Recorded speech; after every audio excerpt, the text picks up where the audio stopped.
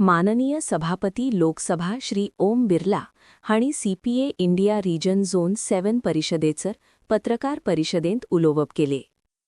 CPA zone 7 का ये पहला सम्मेलन गोवा में हुआ। इस जोन में महाराष्ट्र, गुजरात और गोवा प्रदेश के विधानसभा इस जोन के अंतर्गत आते हैं। भारत जोन में कुल 9 जोन है। सीपीए जो समय समय पर देश और सीपीए के अंदर जो कॉमनवेल्थ देश हैं, जिसमें करीबन 180 राज्यों की विधानसभा और संसद आती है, वहां समय समय पर संसदीय चर्चा, संवाद, बेस्ट प्रैक्टिसेस, अनुभव, नवाचार और किस तरीके से संसदीय संस्थाओं को हम अधिक प्रभावी बनाकर शासन प्रशासन में पारदर्शिता, जवाबदेही ला सकते हैं, कैसे हम हमारे माननीय जनप्रतिनिधियों की क्षमता संवर्धन को बढ़ा सकते हैं और किस तरीके से अपनी विधानसभा और संसदों के अंदर नई टेक्नोलॉजी का प्रयोग कर संसदीय जनता की भागीदारी को बढ़ाए और संसद और विधानसभा की पहुंच जनता तक पहुंचे। सीपीए जोन के अंदर इस पहले अधिवेशन के अंदर 2 विषयों पर चर्चा हुई। विकसित भारत 2047 के लक्ष्य की प्राप्ति में विधायकों के युवा सदस्यों की भूमिका, व्यापार, पर्यटन, नगरीकरण, पर्यावरण एंड कोस्टल कनेक्टिविटी के संदर्भ में सीपीए जोन की प्राथमिकता है, क्योंकि ये तीनों जोन, तीनों विधानसभा के तीनों राज्य कोस्टल जोन के अंतर्गत आते हैं। इसीलिए इन तीनों ने इन दोनों विषयों पर चर्चा की। इस सम्मेलन में कुछ 51 माननीय सदस्यों ने भाग लिया, जिसमें विशेष आमंत्रित के रूप में कर्नाटक विधानसभा के स्पीकर आए, आंध्र प्रदेश विधानसभा के स्पीकर आए और हरियाणा विधानसभा के स्पीकर आए। गुजरात में चुनाव है नगर पालिका के, इसलिए गुजरात के विधायक और स्पीकर नहीं आए। इस 2 दिन में 31 माननीय सदस्यों ने चर्चा और संवाद में अपनी भागीदारी निभाई और उन्होंने इन दोनों विषयों पर व्यापक चर्चा की, संवाद किया, अनुभवों को साझा किया, बेस्ट प्रैक्टिसेस को साझा किया, नवाचार को साझा किया और किस तरीके से विधायक 2047 के लक्ष्य को प्राप्त करने के लिए प्राथमिकता से काम कर सकते हैं। जहां आवश्यक हो उस राज्य के विधानसभाओं में कानून, नीतियां, पॉलिसीज कैसी बने, उस पर भी चर्चा होती है। सभी लोगों के विचारों से हमारे संसदीय अनुभवों का लाभ मिलता है। हमारी प्राथमिकता हमेशा जनता की इन संस्थाओं में भागीदारी, सहभागिता के लिए रहती है, ताकि जितनी भागीदारी और सहभागिता रहेगी उतने ही इन संस्थाओं के माध्यम से श्रेष्ठ परिणाम आएंगे। मुझे आशा है इन दोनों विषयों पर चर्चा संवाद से संकल्प भी होंगे और इसके परिणाम भी आएंगे। मैं विशेष रूप से गोवा राज्य के मुख्यमंत्री और वहां के विधानसभा अध्यक्षों को बहुत बहुत धन्यवाद देता हूं, जिन्होंने इस सम्मेलन को आयोजित किया और इस मंच के माध्यम से जहां हमने क्षेत्रीय मुद्दों पर भी चर्चा की, वहां पूरे देश के उन मुद्दों समस्याओं पर भी चर्चा की। और मुझे आशा है आने वाले समय में इस चर्चा संवाद के परिणाम निकलेंगे और तकनीकी कौशल कुशलता के माध्यम से हम नए इनोवेशन कर अपनी अपनी विधानसभाओं को और जनता के अनुकूल और जनता की भागीदारी के लिए बना पाएंगे। और कोई विषय है? I'm from the local media. It is normally seen that in Parliament, Rajya Sabha and Lok Sabha, as well as in Assembly, lot of man-hours are lost when there are heated arguments. Members rush to the rear of the house. How this should be adjourned? What do you say about this? ये बात सही कहा कि आपने, और इसके लिए समय समय पर हमारा एक मंच है, स्पीकर्स सम्मेलन, जिसका अध्यक्ष भी मैं हूं। हम इस विषयों पर व्यापक चर्चा करते हैं और आज के माध्यम से मेरा आग्रह है कि संसदों और राज्य की विधानसभाओं के अंदर ये संस्थाएं चर्चा संवाद के लिए, सहमति असहमति के लिए, और इसीलिए इसमें चर्चा संवाद होना चाहिए, सहमति असहमति भी होनी चाहिए, वैचारिक दृष्टिकोण भी होता है, वैचारिक मतभेद भी होते हैं, नीतियां पॉलिसी में मतभेद होते हैं, कानून बनाने समय मतभेद हो, लेकिन हम सबको इन सदनों में चर्चा करना चाहिए। नियोजित तरीके से गतिरोध और बाधित, ये संसदीय लोकतंत्र के लिए उचित नहीं है। तो जब ये 3 दिन का जो स्पेशल सीटिंग बुला है, तो आज आपने दोनों बोला कि increased participation of women. तो how do you see ये जो ला रहा है, इस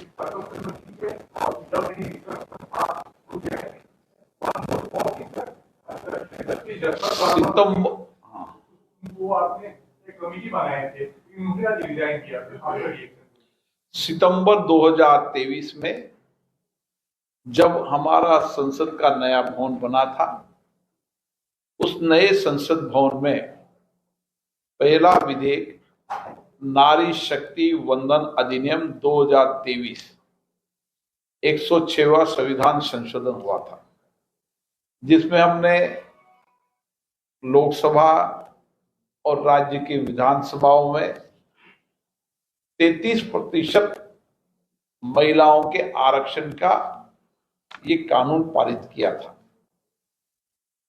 और इसीलिए मुझे आशा है कि जो हमने कानून पारित किया था उसमें भी सभी दलों की सहमति थी। सभी दलों की सहमति से हमने एक संविधान में संशोधन किया था, कानून पारित किया था। आने वाले समय के अंदर भी हम सर्वसम्मति बनाने का, सबको मिलकर बातचीत करने का प्रयास करते हैं। राजनीतिक दल आपस में विचार विमर्श करते हैं और कोशिश रहती है कि हम विधायी संस्थाओं के अंदर 33% महिलाओं की भागीदारी हो। ये सबका मत था, सबकी सर्वसम्मति से ये विधेयक पारित हुआ है और इसीलिए आने वाले समय में इसमें राजनीतिक दल चर्चा करेंगे, संवाद करेंगे और जो आपने कहा सहमति बनाने का प्रयास करेंगे। दूसरा विषय जो आपने कहा जस्टिस वर्मा वाले विषय के अंदर, क्योंकि हमारी संसद के अंदर जब महाभियोग आया था उसके बाद हमने कमेटी बनाई है। उनका रिजाइन स्वीकार करना ये महामहिम राष्ट्रपति की परिधि में आता है। इससे रिजाइन पहुंचा है नहीं पहुंचा, ये महामहिम राष्ट्रपति जी कार्यालय ही अवगत करा सकते हैं। सर, सीपीए के साथ जिन दो दिनों में जिन मुद्दों पर चर्चा हुई है, जिन जरूरतों को जरूरी बताया गया है, चाहे स्टेट वाइज हो या फिर लोकल असेंबली हो, क्या इन सभी बातों को उस राज्य सरकार तक पहुंचाया जाएगा जिससे उसे अमली जामा पहनाया जा सके? निश्चित रूप से जो संकल्प, जो मत होता है, उस मत की पूरी रिपोर्ट हम सरकार को भी पहुंचाते हैं और सरकार के साथ साथ राज्य विधानसभाओं के अंदर सम्मेलन के समय भी सत्र में इन मतों पर, इन विषयों पर चर्चा होती है और इसी से ही उपजे विचारों से नए विधेयक बनते हैं, नीतियां बनती है, आवश्यक कानून भी बनते हैं, भागीदारी बढ़ती है और इन विषयों पर जो चिंता व्यक्त की है वो निश्चित रूप से सरकार को भी अवगत अलग अलग राज्य की विधानसभाओं के अंदर कराते हैं। सर, क्या जिस तरह से कोस्टल कनेक्टेड शहर को जोन 7 में रखा गया है, क्या सभी जोन इसी तरह के सभी जब 9 जोन बनाए तो हमने स्पीकर कॉन्फ्रेंस की बैठक में हमने वह 9 जोन आपस में चर्चा करके प्रस्तावित किए और सबकी सहमति से 9 जोन बनाए और पास की विधानसभाएं हो, नजदीक की विधानसभाएं, इसका भी ध्यान रखा और भौगोलिक दृष्टि से, विचार की दृष्टि से, इकोनॉमी की दृष्टि से और कितने सदस्य उस जोन में आते हैं, उन सारी चीजों को ध्यान में रखकर हमने सर्वसम्मति से 9 जोन बनाए। नमस्कार, मेरा नाम आशुतोष है, मैं हेरल्ड न्यूज़पेपर से हूँ।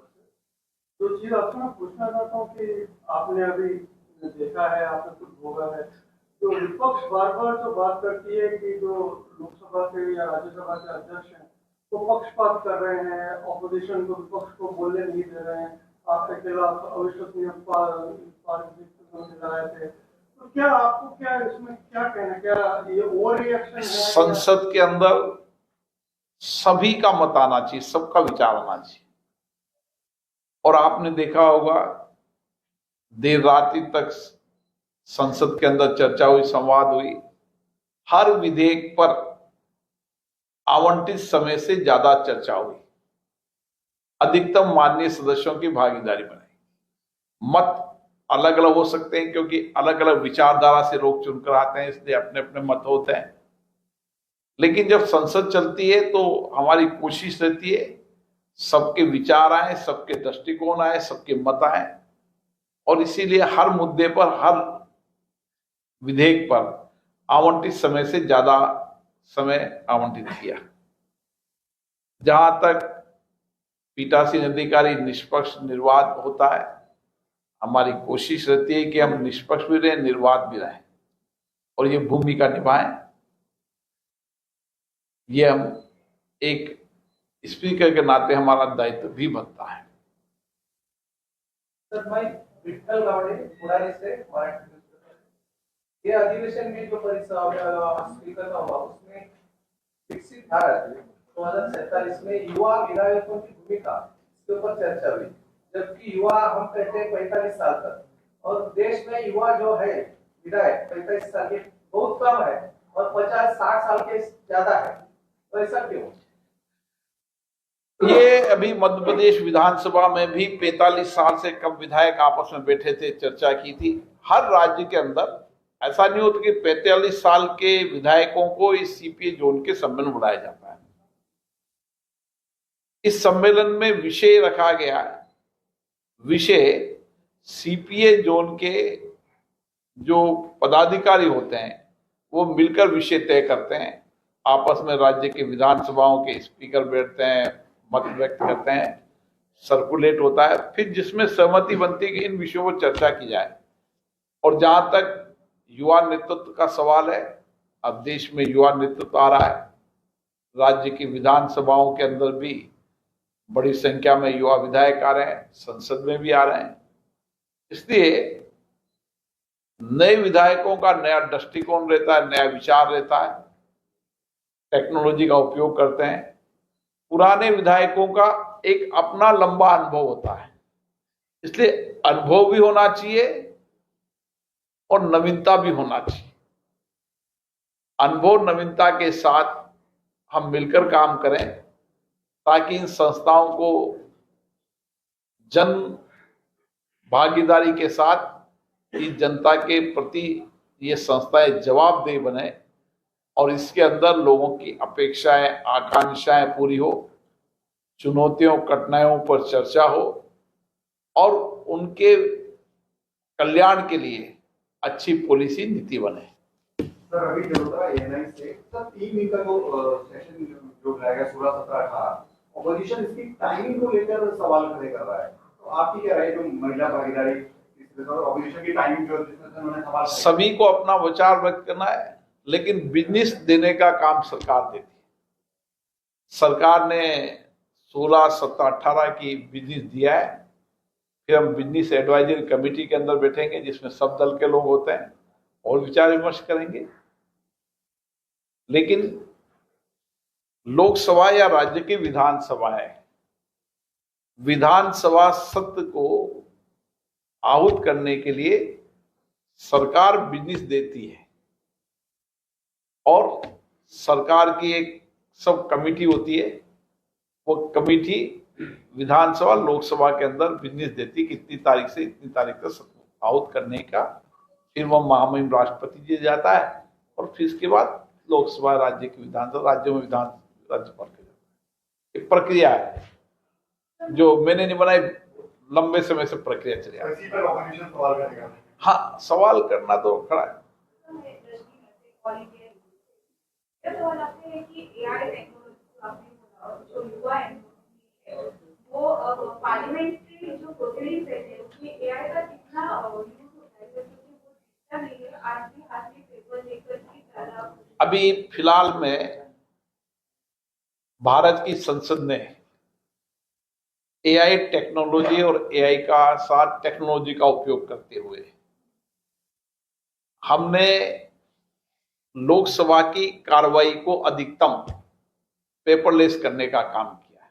जैसे उदाहरण के तौर पर प्रश्न, सारे माननीय विधायकों के प्रश्नकाल की सूची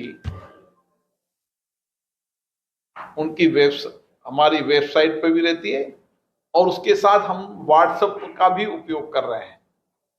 उसके साथ साथ जब विधायकों माननीय सांसदों के जवाब जो सरकार भेजती है वो जवाब भी हम उनको व्हाट्सएप पर भेजते हैं। उसी के साथ उस दिन का बिजनेस, बिल, विधेयक, सारे के सारे पत्राचार अब जहां पर वेबसाइट पे हो रहे हैं उसके साथ व्हाट्सएप पर भी हो रहे हैं, ताकि टेक्नोलॉजी का अधिकतम उपयोग कर सके और कहीं भी किसी भी समय कोई भी माननीय सदस्य देख सके। उदाहरण के तौर पर पहले माननीय सदस्य को प्रश्नकाल का उत्तर सुबह 9:30 बजे घर पर मिलता था। अब उसको रात को 11:30 बजे तक उसके प्रश्न का उत्तर अपलोड हो जाता है, नहीं तो कभी देर हो तो सुबह 7 अपलोड हो जाता है, ताकि वह अनुपूरक प्रश्न पूछने की तैयारी कर सके। ऐसे ही मानो विधेयक है, बिल है, उसको भी अपलोड किया जाता है। बजट को बजट जैसे ही होता है उसके बाद उसके व्हाट्सएप पर बजट अपलोड हो जाता है। तो जो जो टेक्नोलॉजी का उपयोग कर रहे हैं उस टेक्नोलॉजी के उपयोग से जहां विधायकों की कार्यक्षमता भी बढ़ रही है, कार्यकुशलता भी बढ़ रही है, वहां जनता भी उन सारे विषयों को, चर्चाओं को समाज को दे सके।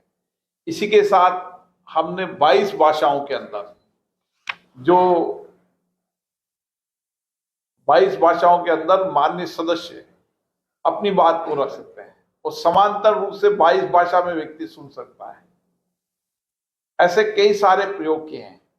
संसद और राज्य विधानसभाओं को हम एक प्लेटफॉर्म पर ला रहे हैं डिजिटल संसद के रूप में, जिसमें अधिकतम राज्य की विधानसभाएं डिजिटल हो चुकी है, पेपरलेस हो चुकी है। वो सारे के सारे उन विधानसभाओं की कार्रवाई, बजट, परिपत्र और लोकसभा के वो एक प्लेटफॉर्म पर वो देख सके डिजिटल संसद में। ऐसे बहुत सारी टेक्नोलॉजी का उपयोग किया है। एआई के टेक्नोलॉजी का उपयोग करते हुए 10 भाषाओं के अंदर हम संसदीय पत्रों को भेजने का हमने काम शुरू किया है। भाषा व्यक्ति को जोड़ती है। भाषा, जिस भाषा में वो बात करता है उस राज्य की भाषा आपस में उसके कनेक्ट करती है। इसीलिए वो अपनी भाषा के अंदर बात करे और बात करने के बाद उसको उसकी भाषा में उनके लोग सुन सके, इसकी हमने सुविधा दी है। सर, और एक टॉपिक अभी अधिवेशन में जो युवा सांसद है 2047 डेवलपमेंट में डिस्कस हुआ, तो क्या इस तरह से देखते हैं कि डेवलपमेंट के साथ साथ एम्प्लॉयमेंट जनरेशन का भी जो टॉपिक है, आपने अभी बोला कि कोस्टल कनेक्टिविटी, टूरिज्म, ये सब इन्वॉल्वमेंट और ग्रीन प्रोजेक्ट ऐसा है, तो इसको किस तरह से? इसमें सभी विधायकों ने अपने विचार रखे। कोस्टल इलाका किसी समय बड़ी चुनौतियां होती थी, आपदा का होता था, लेकिन आज कोस्टल इलाके के अंदर आप देख रहे हैं पोर्ट टेक्नोलॉजी से बन रहे हैं और अंतर्राष्ट्रीय व्यापार का द्वार कोस्टल एरिया खुल रहा है। चाहे आप गुजरात ले लें, गुजरात के पोर्ट आधुनिक हो रहे हैं, चाहे महाराष्ट्र ले लें, चाहे गोवा ले लें, तो कोस्टल इलाके के अंदर लोगों का रोजगार बढ़े। ब्लू इकोनॉमी के रूप में भी नए नए प्रयोग हो रहे हैं। तो आने वाले समय कोस्टल इलाके के लोगों को रोजगार मिल सके, उनको सुविधाएं मिल सके, उनकी क्या कठिनाइयां हैं, क्या चुनौतियां हैं, क्या संकट हैं, क्या आपदा हैं, उस पर जनप्रतिनिधि आपस में चर्चा करेंगे और कोस्टल इलाके के लोगों की भागीदारी उसमें बढ़ेगी। तो उस चर्चा संवाद से ही परिणाम निकले। हम इस भारत के अंदर हमने चर्चा, संवाद, सहमति, असहमति से ही इस 75 वर्ष की यात्रा को पूरा किया और इस 75 वर्ष की यात्रा में राज्य और केंद्र ने, देश ने विकास की अवधारणा इन्हीं चर्चा संवाद के माध्यम से की। इसीलिए चर्चा संवाद की बहुत लंबी परंपरा रही है। इसी परंपराओं से हमने विकास, टेक्नोलॉजी, इंफ्रास्ट्रक्चर, जन कल्याण योजनाएं, आम व्यक्ति की बात पहुंचना, आम व्यक्ति की घटनाएं पहुंचना, ये हमारे प्लेटफॉर्म है। सर, मैं अजीत द्विवेदी से। सर, मेरा एक प्रश्न सदन की कार्रवाई को लेकर है। अभी देखने में आया है लगातार कई ऐसे दृश्य आते हैं कि कुछ सदस्य जो होते हैं वो कई गंभीर विषयों पर चर्चा होती है, लेकिन वो शरीर से तो वहाँ होते हैं, मन से नहीं होते हैं। आपको भी कई बार अपना इसलिए सामना करना पड़ा, आपने टोका भी कई बार कि आप लोग बात ना करें या दूसरी चीजें आपस में बात करना। तो क्या कोई ऐसा प्रोसीडिंग, ऐसा कोई एसओपी बना रहे हैं या निर्देश जारी कर रहे हैं या ट्रेनिंग कुछ ऐसा कर रहे हैं कि ऐसी? अच्छा सवाल है। हमारी कोशिश रहती है कि विधायक हो, सांसद हो,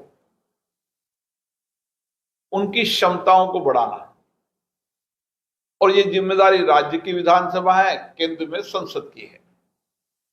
और इसीलिए जब कोई विधेयक आता है तो विधेयक का ब्रीफिंग सेक्शन होता है, उसके एक्सपर्टाइज लोग विधेयक के बारे में ब्रीफिंग करते हैं। फिर 24/7 उस विधेयक पर वह कोई भी दृष्टिकोण विचार रखना चाहता है तो हम उस विधेयक के पुराने विधेयकों को, नए विधेयकों को, और उसके अंदर पक्ष प्रतिपक्ष की भूमिका भी हो, उस सारे के सारे वह साइट पर उपलब्ध रहते हैं। आवश्यकता होने पर उसको, जो आवश्यकता उसको है, 24 घंटे हमारा पोर्टल के अंदर जो रिक्वेस्ट मांगेगा उसको वह डिटेल भेजने का काम करेंगे। एक व्यापक रिसर्च विंग है हमारी जो रिसर्च करती है, और उस रिसर्च विंग में जो भी एमपी को आवश्यकता वो उपलब्ध कराए जाते हैं। और इसीलिए क्योंकि अभी समय के बदलाव के साथ बहुत बदलाव हुआ है, अभी मेंबर ऑफ पार्लियामेंट और विधायकों की डिमांड ज्यादा, इसलिए जनता के बीच में उनको जाना ज्यादा रहना पड़ता है, लेकिन उनकी जिम्मेदारी संसद और विधानसभा में अच्छे, अर्थपूर्ण, तार्किक, तर्क संगत डिबेट या विधेयकों पर चर्चा करने की भी है। और इसीलिए हम आग्रहपूर्वक कहते हैं कि जो उनको आवश्यकताएं होती है वो सारी की सारी उपलब्ध हम 24/7 उपलब्ध कराने की हमने प्रक्रिया कर रखी है। सर, सदन में जिस तरह से शब्दों का इस्तेमाल किया जा रहा है, सदन प्रीमाइसेस में गद्दार वर्ड यूज कर लिया गया है, इस तरह के कई शब्द ऐसे यूज किए गए और साथ ही जो बैनर लेके जाता है उसमें भी जो शब्द यूज किए गए हैं, तो उस पर क्या कोई? मैंने इस बारे में सदन के अंदर भी सभी मान्य सदस्यों से आग्रह किया है। सदन के अंदर और सदन के कैंपस के अंदर भाषा संयमित होनी चाहिए,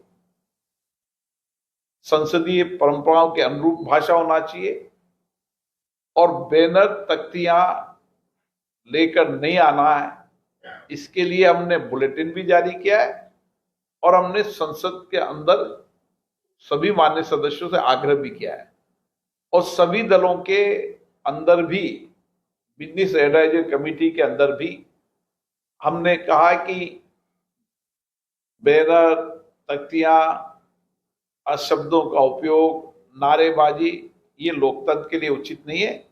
सबने सहमति जताई है। हम कोशिश लगातार कर रहे हैं कि असंसदीय भाषाओं का, बैनर पोस्टरों का लाने का हमने विशेष रूप से कठोरता से रोक लगाने की बात हमने कही है। और कोई? नमस्कार। कोई बाकी तो नहीं रह गया ना?